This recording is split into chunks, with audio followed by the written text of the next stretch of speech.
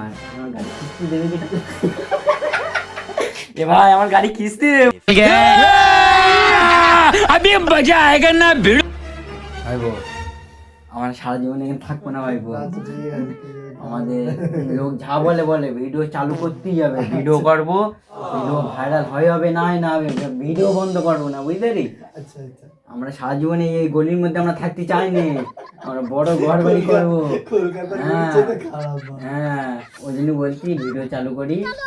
একমাত্র social media ছাড়া আমরা অন্য কোনো কোথাও ফিরে কোনো কাজ করলেও পারবো না। দিন আনে দিন খালি হবে না, নামাজ কালাম পড়বো আর ভিডিও শুট করবো।